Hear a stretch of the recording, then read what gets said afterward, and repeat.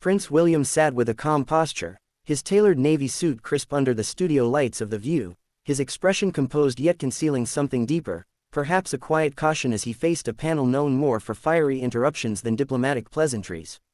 The show began as expected, with Whoopi Goldberg offering her signature warm welcome, followed by Sunny Hostin's acknowledgement of the prince's work on homelessness and climate.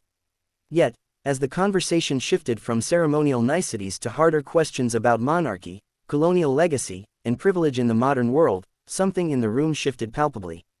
Joy Behar, known for her sharp tongue, leaned forward and asked the question that ignited the first spark. Your Royal Highness, how do you reconcile your advocacy for racial equity with the fact that your own family stands as a global symbol of colonial oppression? There was a visible twitch in William's jaw. He responded in his usual polished tone, speaking about modernization, acknowledgement of history, and current efforts to support marginalized voices across the Commonwealth. But the panel didn't relent. Anna Navarro, having done her research, questioned him about the silence during Meghan Markle's accusations of racism, asking why the palace's voice only finds volume when the image of the crown is threatened. Prince William, clearly uncomfortable, shifted in his seat. He repeated the line he'd given in 2021, that his family is very much not a racist family. But this time, it landed with a thud. Whoopi's expression stiffened, Sunny adjusted her notes, and the conversation veered off its anticipated path. The tension was no longer subtle. It was overt, as if sensing the unscripted intensity. Joy pressed on, accusing the monarchy of centuries-long exploitation of indigenous peoples, and questioned what reparations or structural change the crown has considered beyond symbolic gestures. William took a breath, his voice still measured, saying he understood the pain such history carried, that dialogue was essential, and that he was here to listen. But what followed next ignited the spark into a blaze.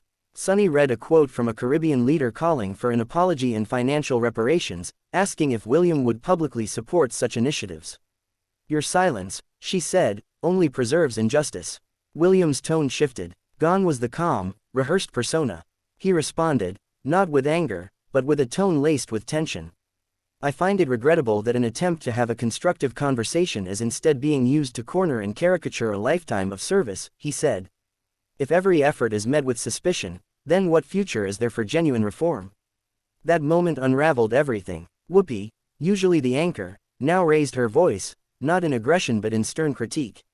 With respect, Prince William, the people don't want polished reform. They want accountability. This platform isn't about preserving dignity, it's about confronting truth. William's brow furrowed, his accent hardened. Truth requires context, not sensationalism, he countered. But the co-hosts, galvanized now, wouldn't yield. Navarro asked why the royal family continues to benefit from land and assets tied to imperial conquest, referencing specific numbers in crown estate holdings.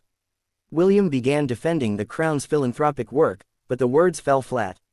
The crowd, previously receptive, grew quiet. Every reply now felt like defense, not engagement. The show's producers, sensing the storm, signaled to cut to break early, but it was too late. Joy, defiant and unfiltered, challenged him directly. What's the point of coming here if you can't admit the monarchy isn't just a heritage, it's a system that still hoards power from stolen roots? At that, William stood. It wasn't dramatic, not like in movies, but firm. I didn't come here to be tried. I came here to speak about unity and progress, he said. If this show's intention is confrontation, not conversation, then I believe my time here has served no purpose. Security moved subtly, and producers rushed in with headsets crackling. William removed his mic calmly, not angrily, and turned without another word, walking off the set. The host sat stunned for a moment, then pivoted swiftly back to the camera, with Whoopi saying, "Well, viewers, that was not how today was supposed to go." The screen faded to commercial. Online, the clip was already viral. And outside the studio, Prince William's team scrambled to rewrite the press release. He had come to deliver a message of modernity, but ended up facing a reckoning centuries in the making. The aftermath was immediate and explosive, with social media erupting into a battlefield of opinion, commentary, and cultural critique, splitting audiences across political, generational, and national lines. Hashtags like #RoyalWalkoff, #ViewClash, and #MonarchyAccountability trended within minutes, with global figures weighing in on what was already being called a historic media clash of tradition and truth. British tabloids spun the incident as an ambush, claiming their prince was lured into a trap under the guise of dialogue, while American outlets leaned heavily into the raw footage, emphasizing the royal family's resistance to addressing its own systemic legacy. Meanwhile, inside Buckingham Palace, the fallout triggered an emergency response from the communications team, with aides drafting neutral statements, deleting planned social media posts, and scheduling private briefings with Commonwealth advisors. William, though typically shielded by layers of protocol, had clearly overestimated the room and underestimated the moment. Backstage, reports leaked that he was furious, not just at the panel, but at his own staff for not better preparing him for the heat of American daytime television. There were whispers that the Queen, Camilla, now, was not amused, and King Charles himself was said to have made a terse call instructing the firm to enter damage control mode. Yet, amid all this, the voices that had long been silenced or softened by tradition began to amplify. Caribbean leaders who had long sought acknowledgement of colonial harm gave interviews praising the co-host's refusal to yield to royal charm. Black British activists voiced support for the panel, saying it reflected what people of color in the UK had been asking for decades, that if the monarchy is to survive, it must reckon with its foundations. Amid these reverberations, Prince William remained largely out of sight, retreating from the public eye for what insiders called a period of reflection. But the world kept spinning. On The View, the next day's episode began with the co-hosts debriefing the clash with a mix of reflection and defiance. Sunny Hostin opened by saying, "It's never easy to confront power, especially when it wears a smile. But we weren't here to entertain, we were here to ask what matters." Joy, unrepentant as ever, simply added, he left because he didn't expect the truth to be so unfiltered. The show's ratings doubled that week. Meanwhile, think pieces poured in from The Atlantic, The Guardian, and even Al Jazeera, analyzing not just the moment, but what it meant for institutions that rely on inherited reverence rather than earned trust. Political scholars compared the moment to other historic public reckonings, citing it as evidence that even the most untouchable traditions were now open to interrogation under the lens of global justice. William's walk-off was no longer just a headline, it became a symbol, an inflection point, an unintended act of modern rebellion against the very system he represented. Weeks later, a muted video appeared on the royal family's official channel, just William, sitting beside a fireplace, speaking without flourish. He didn't apologize directly, but he spoke of hearing things he needed to hear, and recognizing that history, when left unexamined, becomes a burden instead of a bridge. The comment section was divided, but many praised the gesture. Still, critics noted that without action, without reparations, without transparency, without change, words were merely balm on centuries of scars. The View, that day, had done something no state dinner or royal tour ever could. It forced a future monarch into a space of raw confrontation, stripped of titles, and surrounded not by loyalists but by truth. And as the dust settled, one thing was clear, this wasn't the end of the conversation. It was the beginning of a reckoning no crown could postpone forever. In the days following the firestorm ignited by Prince William's abrupt exit from The View, global media couldn't stop talking.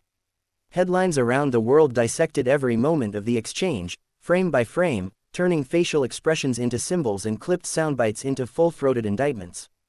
The palace might have hoped for a cooling-off period, but what they got instead was a steady blaze.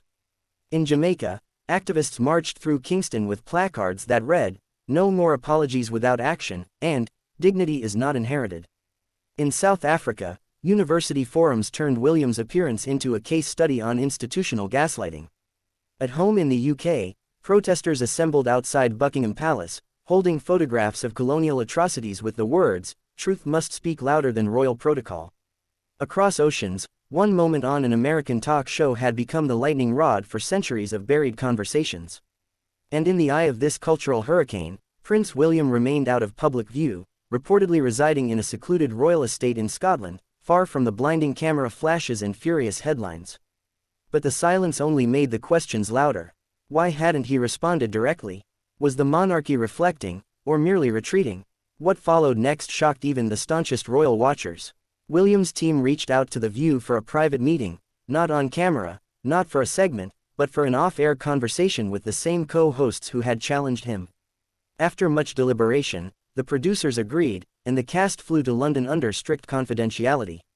The conversation took place in Clarence House, lasting 5 hours behind closed doors.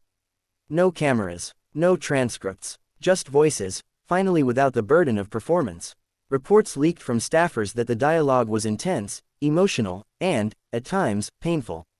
But it was real. One unnamed source said that when Sunny Hostin spoke about her ancestors, enslaved by a system the monarchy once profited from, there was not a dry eye in the room. William didn't defend. He listened. Joy Behar reportedly told him, "You don't get to be uncomfortable yet, you've had 1,000 years of comfort." William replied, "I'm not asking for comfort. I'm asking for understanding, even if it's earned through fire."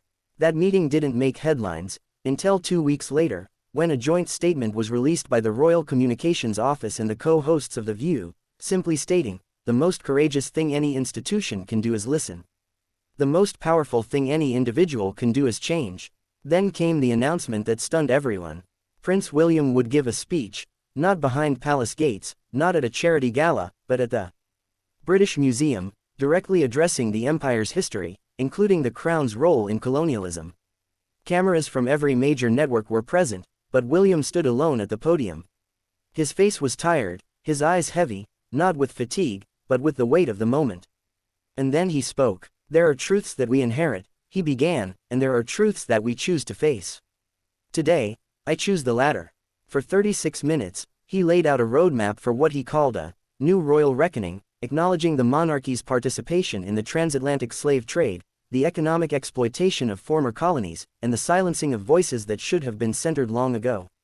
He didn't promise quick fixes, but he pledged structural changes, independent oversight into the Crown estate, a reparations initiative led by Commonwealth scholars, and, most shockingly, access to royal archives for all post-colonial nations to investigate their histories. "This is not charity," he said. "This is justice delayed, but not denied." The silence that followed was global. Not because people were uninterested, but because they were stunned. It was the first time in British history that a senior royal had uttered words of accountability so direct, so unvarnished, so unmistakably unroyal in its lack of euphemism. The backlash, of course, was swift from traditionalists. British MPs called it a disgraceful betrayal of heritage. The Daily Mail ran a cover that read, "Prince of Woke," in bold letters. But beyond the expected vitriol, something shifted. In Ghana, a statue of Queen Victoria that had long been targeted for removal was covered with a cloth, not out of disrespect, but in symbolic pause, as if saying, "Let's see if this time is different." In Canada, Indigenous leaders cautiously welcomed William's words and asked to meet him on their land. And in London, thousands gathered in Hyde Park, not to protest, but to speak, to listen, and to heal. The View's panel returned to New York weeks later, quieter than usual. They didn't rehash the drama. They didn't gloat. They simply said, "Sometimes, the conversation continues in places we don't see." And that's when real change begins. What happened that day on The View hadn't been a walk-off, it had been a rupture. And from that rupture, something deeper emerged, not a solution, but a crack in the centuries-old armor, letting in the first honest light of transformation. Whether the monarchy would withstand that light, or be undone by it, remained to be seen. But the world had witnessed something no crown could reverse, the moment truth entered the throne room, and the throne didn't silence it.